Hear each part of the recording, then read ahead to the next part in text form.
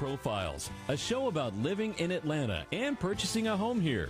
Atlanta Community Profiles is hosted by Lou Whelan, who will talk to mayors, community leaders, and residential real estate experts.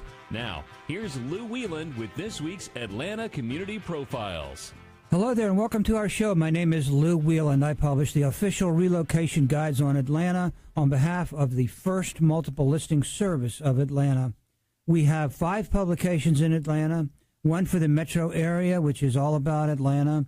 All the different counties and communities in the metro area are profiled along with additional information about our fantastic city and maps for your perspective on the area, not necessarily for getting from one place to another, because we all have iPhones now. But we also have one for North Fulton that's published in conjunction with the North Fulton Chamber of Commerce, one for Gwinnett County, which we publish in partnership with the Gwinnett Chamber of Commerce, one for Cobb County that we publish in conjunction with the Cobb Association of Realtors, and one for Inside 285 that is a big fold-out map of the area inside 285, which everybody loves because it gives you a great deal of focus on that area.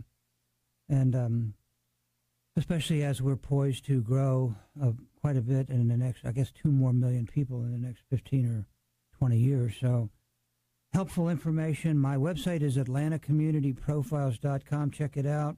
Our magazines are on the site along with additional information about our great city. And I'm also a realtor with Berkshire Hathaway Home Services, Georgia Properties. My website is louwhelan.com.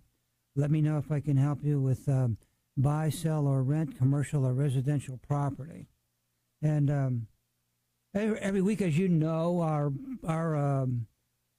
goal is to provide information on Atlanta by interviewing people who are contributing to the well-being of the city, making sacrifices, and have done a great deal, really, to contribute to the growth and success of our city. And what a great privilege it is today to interview and be one of the first people, actually, I think, to interview, if I'm not mistaken, Mayor Bill Edwards, the first mayor of the new city of South Fulton as of April 28th. And he was elected with a 60% majority vote. So, first of all, congratulations. Thank you, Lou. And all the best of luck. And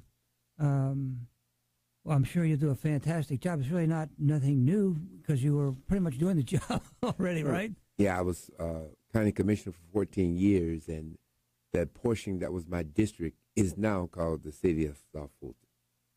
So that was your district. You know it better than anybody. Well, I would hope so. It's being there for 14 years, seeing it grow and seeing it prosper, and then to take it to this next stage is a challenge for us. You know, just by way of background, he had an Allstate insurance agency on Old National Highway that whereby he brought in over $3 billion in economic development into South Fulton County. That's billion with a B. Yes. And definitely a community-minded and civic-minded, civic-spirited person. You're very interested in the arts. Absolutely. And we'll talk about that today. Yes, absolutely. And I wanted to definitely got that on my list here to talk about the Arts Center. Yes. And the arts educational class. You have various classes over there. Yeah, various classes, and we also have the Wolf Creek Amphitheater. Okay. So and the Performing Arts Center. So how many is that altogether? We have about 3 or 4 different locations. You know, the Performing Arts Center. We do a lot of stuff over there in conjunction with Kenny Leon and True Colors Theater. Okay.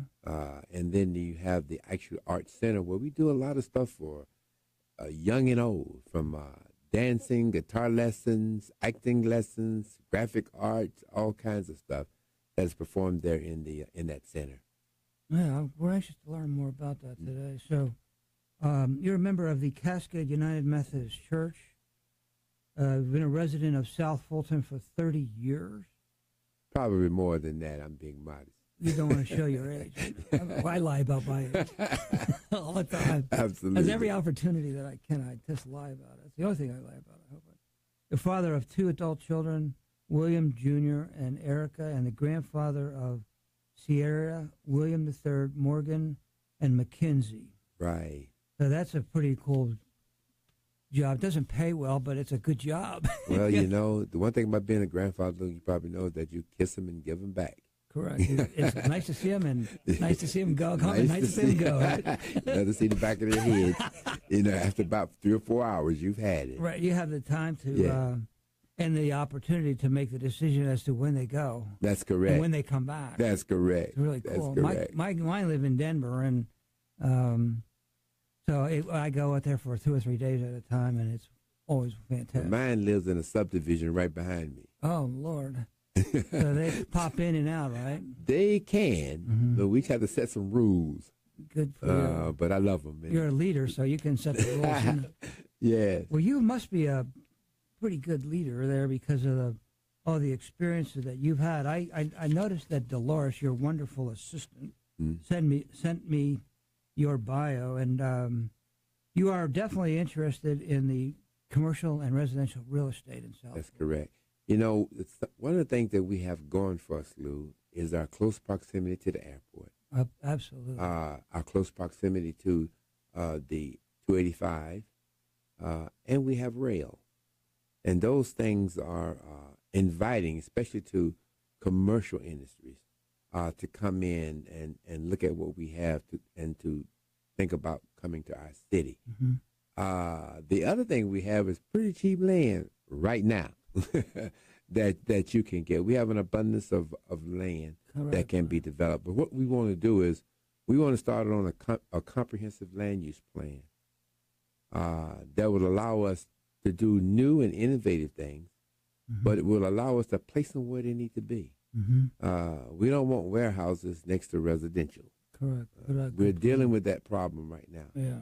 And so we want to make sure that comprehensive plan addresses not only the quality of what we want, but also it addresses where it should go.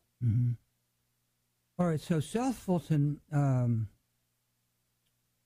includes all of the land that remained unincorporated in Fulton County, southwest of East Point and College Park. Is that correct? We are the 3rd largest city in Fulton County. Everybody knows what the first one is. That's Atlanta. Right. We are the 5th largest city in the state of Georgia. Okay. With over 100,000 residents. So, and in that area, you know that our median income for each per household is about $72,000. We have educational rate at about 14 to 15 years. And you have something like 2.2 or 2.4 people per household. Okay. So those are pretty nice demographics for an area of our size. Yeah, I know. And the third, and we have so much to talk about, and we have limited time. I could talk to you all day, but one of the questions that I would love to ask you, first of all, so people can get a feel for, in 2007, the 59%, I think it was, or 57%, did not vote. Let's see, they voted against, right? Or 47% voted against incorporation. And now 80%, the last time, voted for incorporation. What happened to make that big change of mind, anyway? Well, the first person they had to change mind was me. Oh, well, you were heading up the area, so as I guess you had some pull. Well, I was concerned, but the fact that we were telling the whole story. But the group at that time was pushing the fact that, well, we need to be a city because we're losing local option sales tax to the tune of about $25 million a year. Well, in the scheme of things, in an area like us, $25 a year is big money, but it ain't a whole lot of money when it comes to that. Right. And they were pushing that. They also said that they only had 2 options. And the option was to go into the city of Atlanta or to go to another city.